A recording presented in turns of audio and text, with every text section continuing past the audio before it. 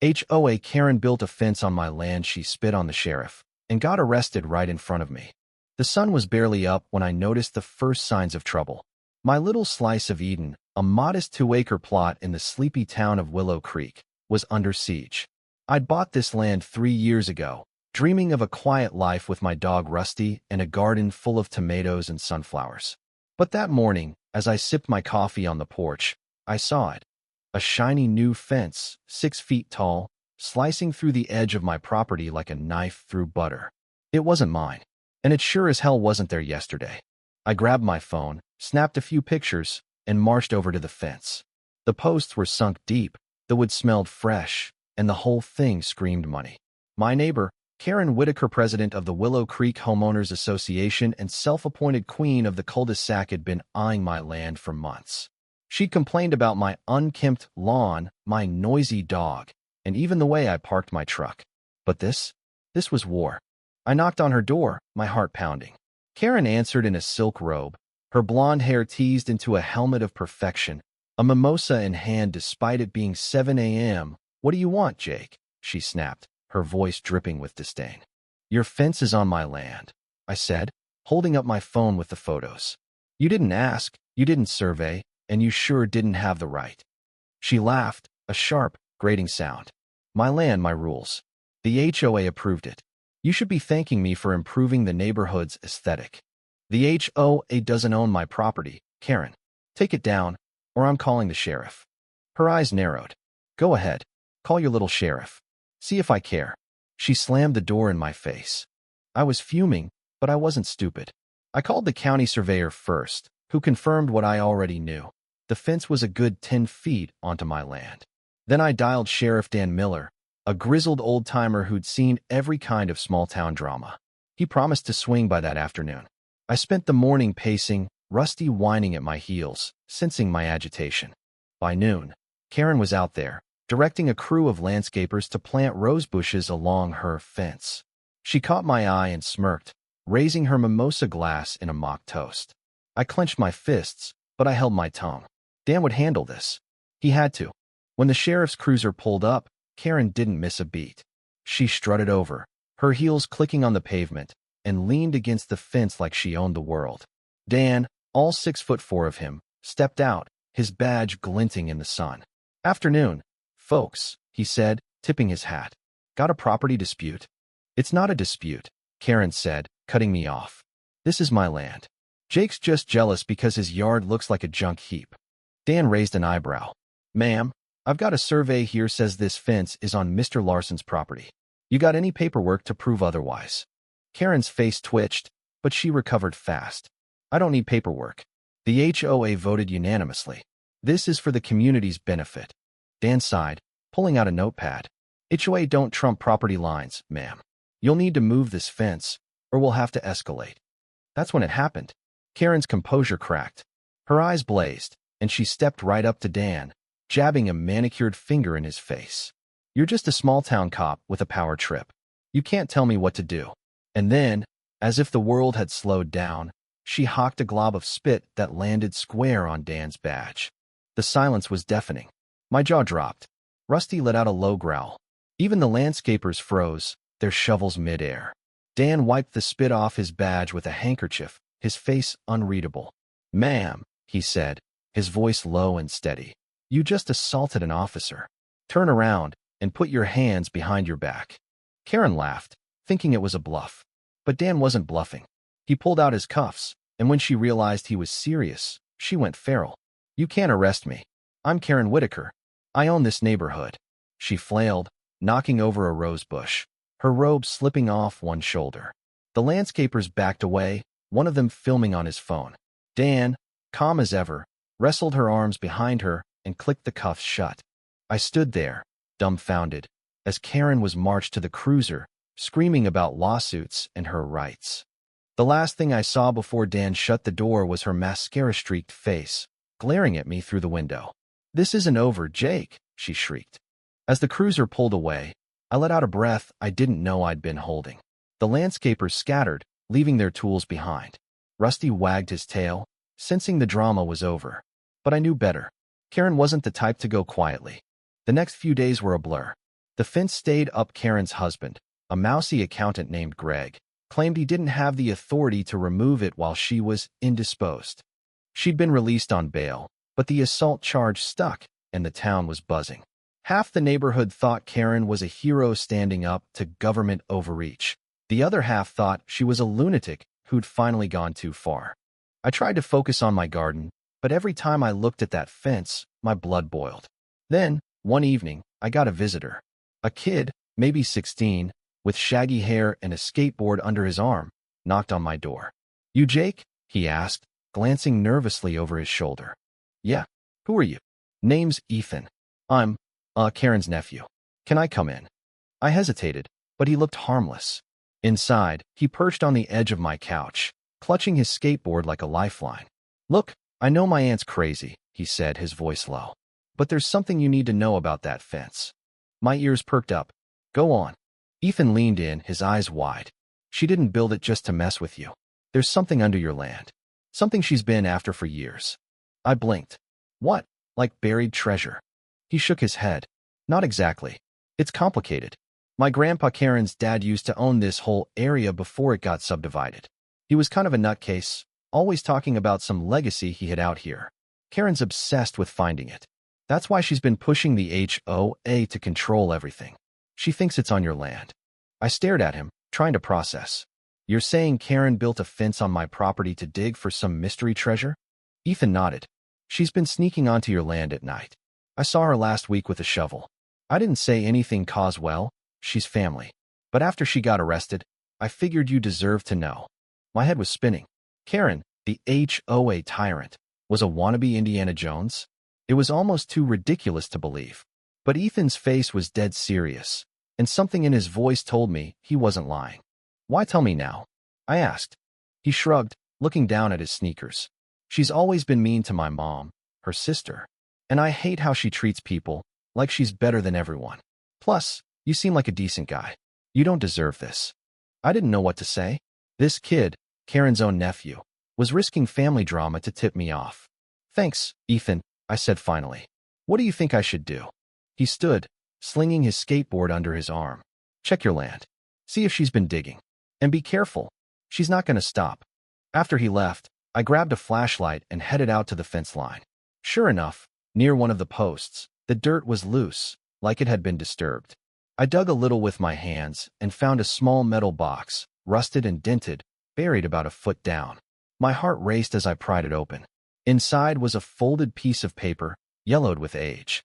It was a handwritten note, scrawled in shaky cursive. "To my heirs, the true treasure lies not in gold, but in the land itself. Protect it, and it will protect you. E.W." I sat back on my heels, the note trembling in my hands. E.W. Karen's father, I assumed. No gold, no jewels, just some cryptic nonsense about the land. Was this what Karen was after? A philosophical riddle? Or was there more to it? The next morning, I called Dan and told him about the box. He came by, took one look at the note, and chuckled. "Sounds like Old Man Whitaker," he said. He was always spouting off about the value of the earth. Probably just a sentimental old coot. But I wasn't so sure. Karen's obsession, Ethan's warning, it all felt too deliberate. I decided to keep digging, metaphorically and maybe literally. If Karen thought there was something on my land, I was going to find it first. That night, I couldn't sleep. I kept thinking about Ethan, the note, and Karen's manic determination. Around midnight, I heard a noise outside, a faint clink, like metal on stone. I grabbed my flashlight and crept out, Rusty at my heels. Near the fence, I saw a figure hunched over, digging furiously. My first thought was Karen, back at it despite her arrest. But as I got closer, I realized it wasn't her. It was Greg, her husband, his glasses fogged up from sweat. "Greg," I called, shining the light on him. He yelped, dropping his shovel. "Jake, two can explain." "Start talking," I said, crossing my arms. He stammered, his hands shaking. "Karen made me do it. She said if I didn't find it, she'd divorce me. She's been talking about this legacy for years, but I never believed it until now. She's convinced there's something valuable here." "Like what?" I pressed. "I don't know. She won't tell me. Just please, don't call the cops again. I'm begging you." I almost felt sorry for him. Almost. "Go home, Greg. And tell Karen to stay off my land, or I'll press charges myself. He nodded, scrambling to his feet, and hightailed it back to his house. I stood there, staring at the hole he'd dug, my mind racing. This wasn't just about a fence anymore. It was about secrets, obsession, and maybe something darker.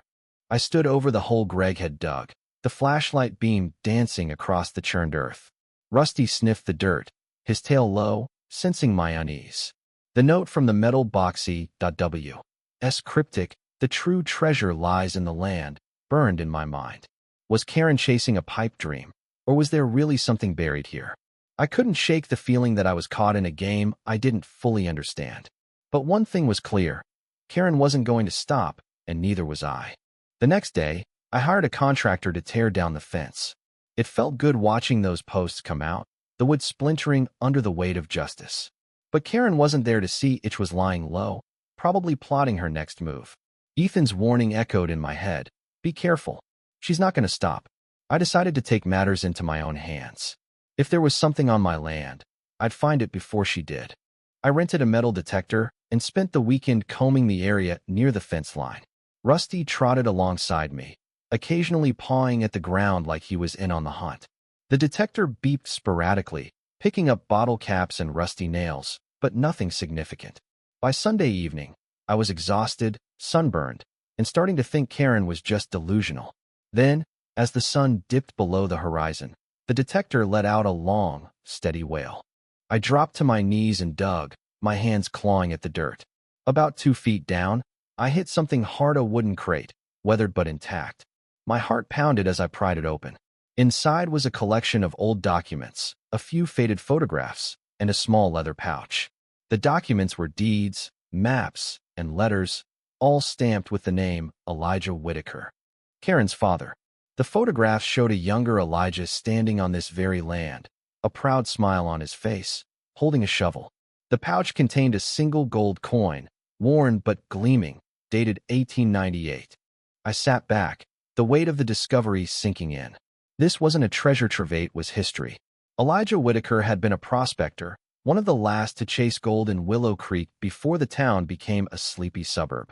The deeds suggested he'd owned vast tracts of land, including mine, before selling off parcels in the 1960s. The note in the metal box wasn't a riddle, it was a mission statement. Elijah believed the land itself was the legacy, a connection to his past, his struggles, his dreams. But why was Karen so obsessed? The coin was valuable, sure, but it wasn't worth ruining lives over. I tucked the crate under my arm and headed home, locking it in my safe. I needed answers, and I knew exactly who to ask. Monday morning, I tracked down Ethan at the local skate park. He was grinding a rail, his friends cheering him on. When he saw me, he hopped off his board and jogged over. "You find something?" he asked, his eyes wide. I nodded. "A crate. Deeds, photos, a coin. What's your aunt after, Ethan? This can't just be about some old papers." He hesitated, glancing at his friends, then pulled me aside. "Okay, look, I didn't tell you everything. My grandpa, he wasn't just a prospector. He was kind of a legend around here, but not in a good way. People said he swindled folks out of their land, bought it cheap during the Depression, then sold it for a fortune. Karen thinks there's more gold, maybe, or proof he wasn't a crook. She's obsessed with clearing his name, and she thinks your land is the key." Clearing his name? I frowned. Why does she care so much? Ethan kicked at a pebble. It's not just about him. It's about her. She grew up hearing stories about how great Grandpa was, but then she found out the truth that he screwed over half the town. She's been trying to rewrite the story her whole life. The HOA, the fence, all of it's her way of controlling the narrative. I thanked Ethan and drove home, my mind spinning. Karen wasn't just a tyrant. She was a woman haunted by her family's past, desperate to prove something to herself, to the world. But that didn't excuse her actions. She'd crossed lines literally and figuratively, and I wasn't about to let her dig up my land for some redemption quest. The next twist came that evening, and it wasn't from Karen. It was from Mrs. Delaney, the elderly widow who lived across the street. She was a quiet woman, always tending her roses, never getting involved in neighborhood drama. But that night, she knocked on my door, her hands trembling as she clutched a manila envelope. "Jake," she said, her voice soft but urgent, "I heard about the trouble with Karen. There's something you need to see. She handed me the envelope. Inside were more documents, letters, newspaper clippings, and a faded photograph of Elijah Whitaker shaking hands with a man I didn't recognize. The clippings told a darker story. Elijah hadn't just bought land cheap. He'd coerced families into selling, threatening them with lawsuits or worse. One article mentioned a fire that destroyed a rival's home, with whispers that Elijah was behind it. The photograph showed him with a smug grin, standing on what looked like my land. "I kept these all these years," Mrs. Delaney said. "My father was one of the people Elijah ruined. I never said anything because, well, what's the point? But when I heard Karen was digging, I knew she was after her father's secrets. You need to stop her, Jake. Not for me, but for everyone he hurt." Her words hit me like a punch. This wasn't just about my property anymore. It was about a legacy of greed and pain. Karen wasn't chasing redemption, she was chasing a lie, trying to whitewash her father's sins. I thanked Mrs. Delaney and promised to do what I could. Armed with the crate and Mrs. Delaney's documents, I went to Sheriff Dan. He listened quietly as I laid it all out: the note, the coin, the deeds, the clippings. "Sounds like Karen's got more at stake than just a fence," he said, scratching his chin. "But she's still in hot water for assaulting me. What do you want to do about the land?" "I want her off it," I said, "and I want the truth to come out. People deserve to know who Elijah Whitaker really was." Dan nodded. "I'll talk to the DA. We'll get a court order to keep her away. As for the truth, that's up to you." The next week was chaos. Karen, out on bail, showed up at my door, her face pale but defiant. "I know you found something," she hissed. "Hand it over, Jake. It's my family's legacy." "Your family's legacy is a con man who hurt people," I said, holding up Mrs. Delaney's envelope. "I've got proof, Karen. Elijah wasn't a hero. He was a bully just like you." Her face crumpled, and for a moment, I thought she'd cry. But then she straightened, her eyes cold. "You don't understand. This town owes my family. I'll fight you in court, Jake. I'll fight everyone." She stormed off, and I knew she meant it. The court battle came fast. Karen hired a slick lawyer, claiming the crate was rightfully hers, that her father's deeds gave her claim to my land. But Mrs. Delaney's documents, combined with the surveyor's report, were ironclad. The judge ruled in my favor, ordering Karen to pay for the fence removal and damages. The assault charge stuck, too. She got 6 months in county jail, a public humiliation that rocked Willow Creek. But the real blow came at the town hall meeting I organized with Dan's help. I presented everything: the crate, the coin, the deeds, the clippings. Mrs. Delaney spoke, her voice steady as she recounted her father's ruin. Other old-timers chimed in, sharing stories of Elijah's schemes. The room was silent, the weight of the truth sinking in. Karen's supporters, once vocal, slipped out quietly. Her legacy, her father's legacy, was in tatters. I thought I'd feel triumphant, but as I stood in my yard, the fence gone, the land scarred from digging, I felt hollow. Karen was a villain, sure, but she was also a woman broken by her own illusions. Ethan stopped by one last time, his skateboard under his arm. "I'm sorry," he said. "I didn't know it'd end like this." "You did the right thing," I told him. "Sometimes the truth hurts, but it's better than living a lie." He nodded, gave Rusty a pat, and skated off. I kept the coin, not for its value but as a reminder. The land was mine, but its history belonged to everyone. Months later, Karen's house went up for sale. Greg moved away, and the HOA elected a new president, a quiet guy who just wanted to keep the peace. I planted sunflowers along the property line, their bright faces a quiet rebellion against the past. But every time I looked at them, I thought of Karen, screaming in the cruiser, chasing a ghost she'd never catch. And I wondered if I'd won or just survived. What do you think? Was I right to expose Karen's family secrets? Or should I have let her chase her delusion in peace? Share your thoughts. I am curious to hear where you stand on what's right and wrong in this messy tale.